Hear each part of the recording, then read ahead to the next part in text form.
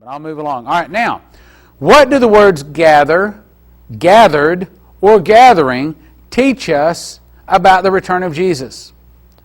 Luke 17:32, remember Lot's wife. You start again. Remember Lot's wife. Whosoever shall seek to save his life shall lose it, and whosoever shall lose his life shall preserve it. I tell you, in the night there shall be two men in one bed, and one shall be taken, the tare, and the other shall be left, the wheat. Two men shall be grinding together, the tare, one taken, the other left, the wheat. Two men shall be in the field, one shall be taken, the other left. And they answered and said unto him, Where, Lord? And he said unto them, Wheresoever the body is, there will the eagles be gathered. And that particular verse talking about the eagles being gathered is referring to the gathering of Armageddon. Multitudes in the valley of decision. That's the valley of Megiddo, overlooked by Mount Megiddo. The valley of Jezreel, overlooked by Mount Megiddo. I was there about 3 months ago. Is this a picture of the gathering? John 6:10, and Jesus said, Make the men to sit down. Now there was much grass in the place, so that the men sat down in number about 5,000.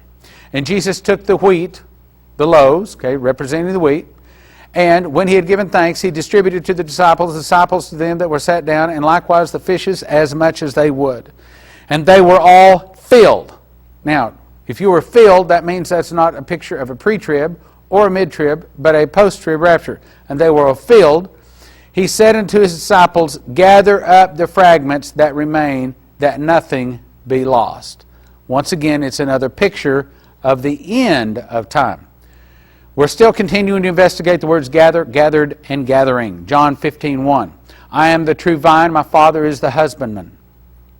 Every branch in me that beareth not fruit, he taketh away, and every branch that beareth fruit, he purgeth it, that it may bring forth more fruit. Brothers and sisters, you want to know why God's sending the testing, the tribulation, the 7 years of trials? So that the church will bear fruit. So that the people will come into the kingdom. So that they'll come out of the world. Now ye are clean through the world, which I have spoken to you. Abide me and I in you, and the branch cannot bear fruit of itself except it abide in the vine. No more can ye except ye abide in me. I am the vine, ye are the branches. He that abideth in me, and I in him, the same bringeth forth much fruit, for without me he can do nothing.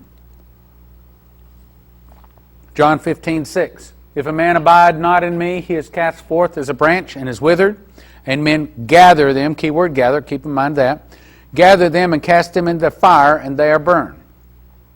If you abide in me and my words abide in you, you can ask what you will, and it shall be done unto you. So we see that gathering is associated with fire, burned, abiding in me. He said, all of this so that your joy may be full. Continuing to research the word gather. Revelation 14:15.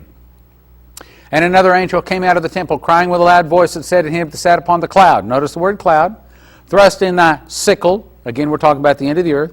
And the reap, for the time has come for thee to reap, and the harvest of the earth is ripe.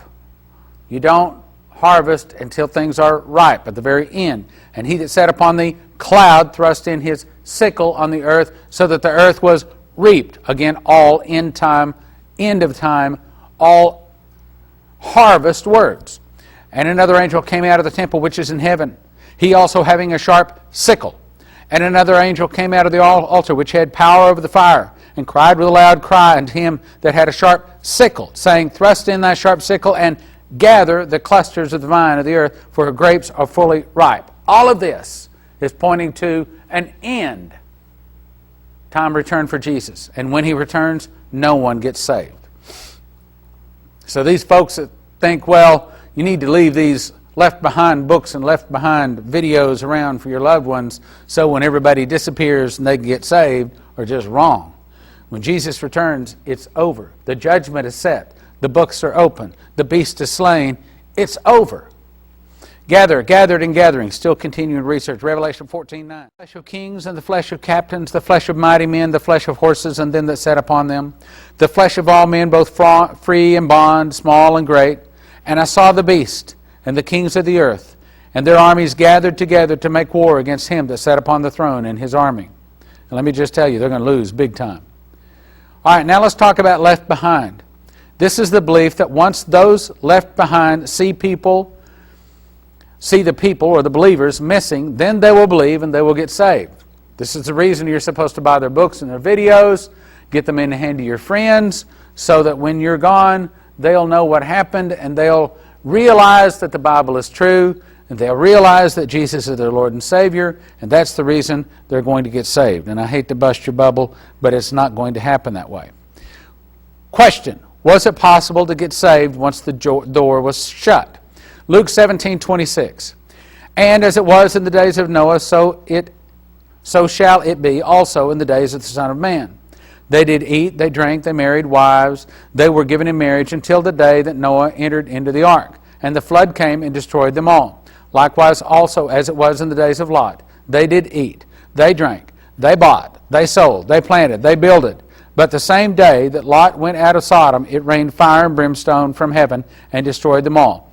Even thus shall it be in the day when the Son of Man is revealed. What did that just tell us, brothers and sisters?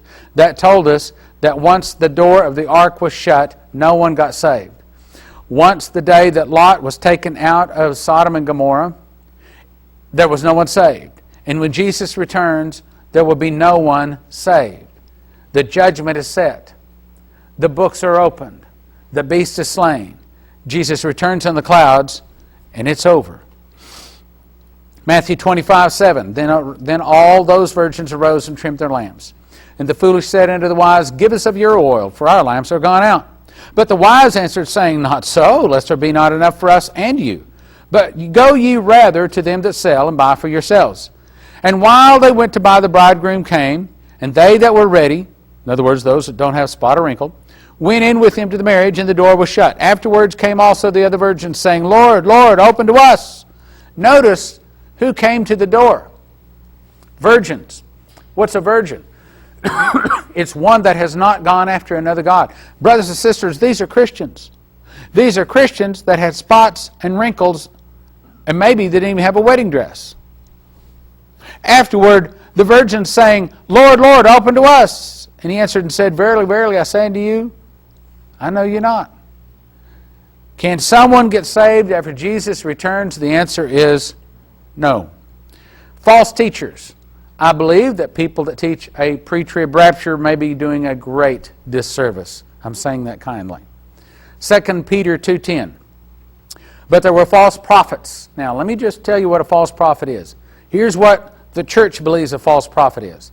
They believe if you prophesy something's going to come and it doesn't come, you're a false prophet. That's not an accurate description. A false prophet means acting divinely inspired when you're not. Could that mean that if a pastor stands in the position of a pastor behind a pulpit and preaches pre-trib and he's wrong, that he's a false prophet?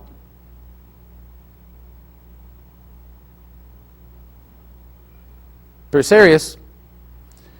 But there were false prophets also among the people, even as there shall be false teachers. All right, now, what is a false teacher? That is teaching bad choices. That's the exact direct translation from the Greek. Teaching bad choices. Once again, someone teaching pre-trib may be teaching bad choices. May not mean that they intend to, but maybe that's what they're doing. False teachers among you who privily shall bring in damnable heresies. Now, damnable means destroying heresies. Privily, what does that mean? In other words, they're not meaning to do it. They're just doing it because they made a mistake. But nevertheless, as a pastor, I'm held accountable for what I preach and teach. So I'm just saying to you pastors that are watching this video or DVD,